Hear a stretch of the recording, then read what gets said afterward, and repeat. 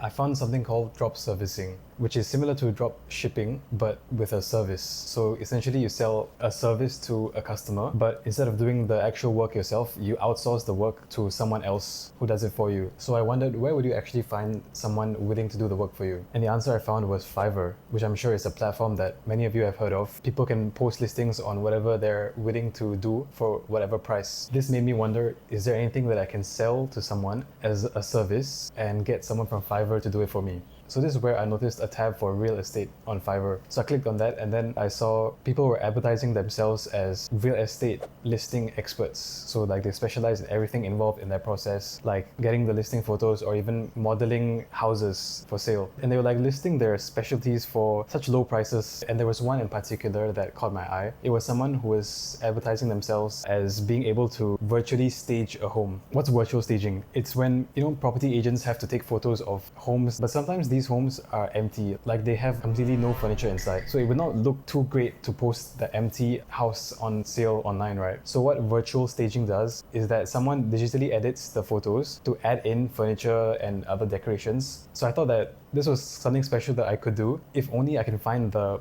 right people to sell this service to. And naturally, who would want virtual staging services? Property agents. So I went to the only platform I knew where you can sell properties, propertyguru.com. And on their website, I actually found a huge list of their property agents. And if you click on each agent, it shows you all of their info, like all of the properties they sold recently and their ratings and even their contact number, which is the most important part. So I thought to myself that I have this gold mine of clients ready to be contacted. It was like a huge list of agents, maybe like a few thousand. So to make myself look more professional before I contact them, I created my own website. It was using this platform called Hostinger, which is this very easy drag and drop kind of website builder. And I purchased the domain name quickstager.com to imply that I can quickly stage stuff for them. The domain was only $20, but the website itself, I paid for a 1-year subscription. It was under $100. So I spent the next few days tinkering with the website, slowly making it look better. And here's a video of the final website, which I'm actually quite proud of. So anyways, now that I had the website set up, I got a WhatsApp business account for QuickStager, and I set a goal for myself to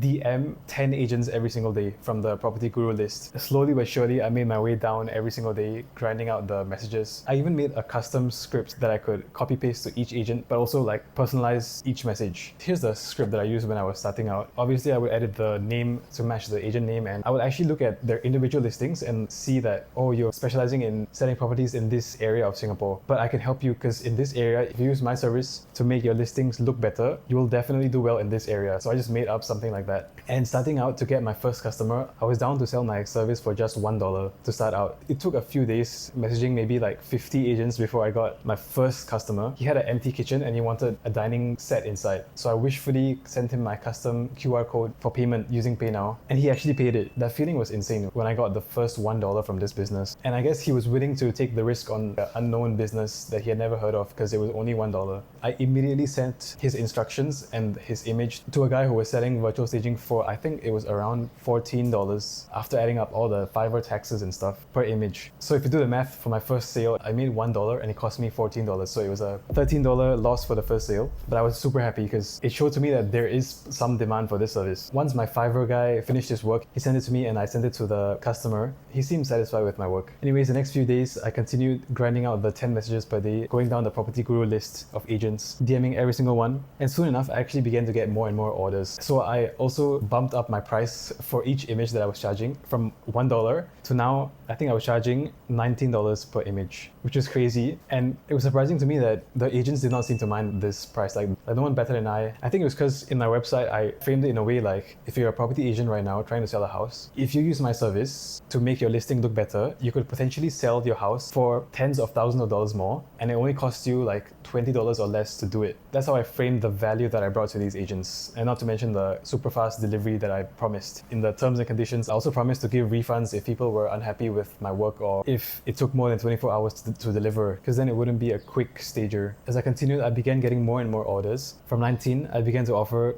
$17 each if you ordered 3 images or more, and $15 each if you bought 5 images or more. And surprisingly, there were a lot of people who did hit this criteria. Like they ordered a lot more than 5 images. They ordered, some guy even ordered like 10 images at once, which I happily took. That sale in particular was quite profitable. I began tracking all of these transactions in an Excel sheet. It was very basic, but I think it did the job. If you're wondering how the unit economics work for this, it was better than I expected, because I even messaged the Fiverr guy that was working for me. I asked him for a 50% off on all of his services just for me. In exchange, I would only use him for all of my work that I got from the customers instead of using any other Fiverr worker. So I think that was a mutually beneficial agreement that we made. And it was only a verbal agreement, but he really honored it for like the next few months. So now, instead of the $14 it was for each image, it was now like $7 per image. That's how it worked out. So you can imagine, like, if I get an order for one image from a customer, I charge them $19, I pay my guy $7, and I keep like $12 in pure profit. Obviously not accounting for extra costs like the website or the domain or the WhatsApp account that I was paying for. I feel like the website actually helped me to appear more legitimate, because like they would ask me for like any proof if I had done this before, or like how could they trust me to not just run away with their money that they send me. I began putting like people's feedback for my work. Like for example, if they praised my work, like saying, "Oh, thank you, this looks so good," I took a screenshot of that and put it on my website to appear more legitimate. And once people saw that, oh, I actually have a whole website and people actually have used my service before, then they were more likely to trust me and actually send me money. I saw that on Google, if you search up virtual staging in Singapore, my Quick Stager website was like number 5 from the top on the first page of Google. I actually had a WhatsApp widget. So that means like if a random person stumbled across my website, they could press the WhatsApp button and it would directly send a message to me, which is pretty cool. I think there was 2 times where some random person happened to stumble across my website and they ended up sending me an order. So like they came to me. So as the months went by, I made probably consistently close to like $150 per month, maybe $100 per month. And it was quite an exciting time, because it's not like I had to keep on doing this for hours at a time per day. In fact, after I started to get more and more orders, right, I actually stopped messaging. I already stopped doing the 10 DMs per day thing of going down the list of Property Guru agents. So this was relying purely on customer loyalty and hoping that they would refer my service to their other real estate agent friends, which actually happened quite a few times, because I offered a discount on the next order that they do with me if they refer someone else that they know to use my service. So it was actually like ramping up from word of mouth and just loyalty. So considering that, I was actually putting in maybe maximum 10 minutes per day of work for this like $100 plus per month, which was actually insane. The 10 minutes I spent every day was just obtaining the images that the customer sent me, sending it to my Fiverr guy, handling the payment, and sending the finished work back to the customer, which only took like 10 minutes max of work. It was a great time. I even began offering more services, more than just virtual staging. I also offered virtual renovation, which is like you actually do renovations on the room itself, like change out the walls or the layout of the room so that people can imagine how a renovation would look like. And I also offer decluttering, which is if an agent takes a photo of a room and it's very messy with a lot of stuff inside, they can circle whatever they don't want, send it to me, and my guy will just remove it for them. Yeah, virtual renovation was a bit more expensive than staging, but decluttering was pretty good. It cost me maybe $5, but I charged them like $19. For the many months that I've run Quick Stager, I think I've done more than 200 images for all my customers. I've gotten a total of $2,000 in revenue, I think, and